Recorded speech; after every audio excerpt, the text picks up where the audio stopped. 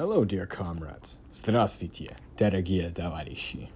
Today, we will be examining the Eastern Front of the Second World War, and we will be going through my brief analysis of my research gathered this past semester.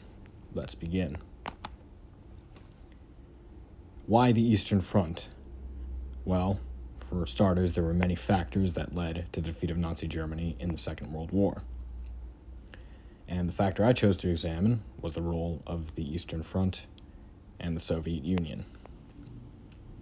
Historians have argued that the Eastern Front of the Second World War was conspicuous to the defeat of Nazi Germany and the Allied victory in Europe.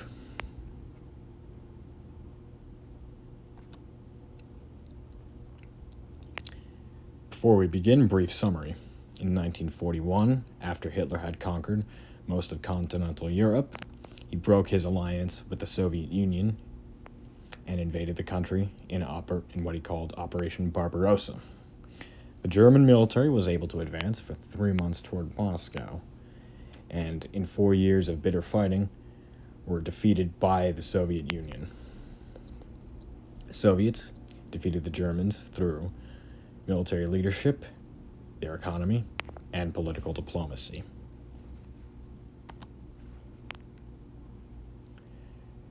Historians have agreed that the Red Army played a conspicuous role in the defeat of Nazi Germany. According to Jeffrey Roberts, the Red Army destroyed more than 600 total Axis divisions, along with 300,000 tons of war material. The Soviet Military High Command, or Stavka, employed defensive strategies to drag the Germans into an attritional war.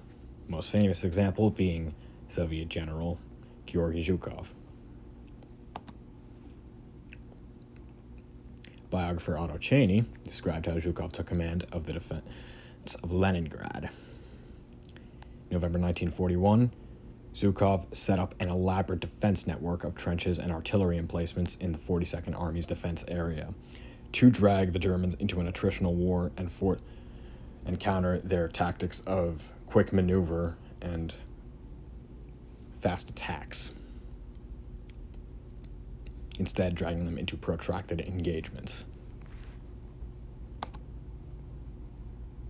In addition, the actual Soviet command and its effect on the morale of the soldiers was another factor. They enforced rigid discipline. Catherine Meridell argues that, in her article, Ideology and Combat of the Red Army, Soviet commanders would restrict information that the Soviet soldiers would send to their family and also receive. This was done in the hopes that they would not hear any stories of how the war affected their families, such as rationing and whatnot. Likewise, this was done to the civilians as well, to prevent them from hearing about any horrible conditions that their fathers, sons, or uncles potentially faced on the front line, although information was able to get out anyways.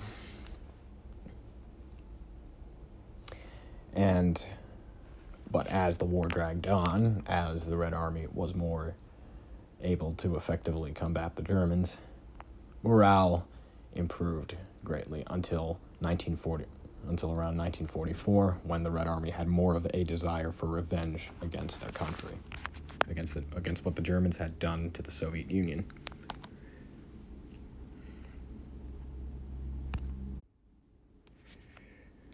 The Soviet economic sector was another main factor in the war on the Eastern Front. The Soviets, firstly, were able to mobilize the entire population, and more importantly, they were able to mobilize their Gulag population as forced labor to use as cheap surplus labor. This was done to give the Red Army more troops, more personnel to fight at the front. So, of course, without having the munitions factories fall behind, they employed Gulag prisoners as surplus labor. In addition, the Soviet economy was able to produce more munitions than the Germans. example, in 1944, Mark Harrison cites that the Soviets were able to produce 16 million tons of ammunition compared to the Germans' 13.5 million tons. Lastly, Soviet diplomacy played another key role in the defeat of Nazi Germany. Obviously, this included forming alliances with the Western Allies, but what these alliances entailed were actually mutually beneficial towards both sides.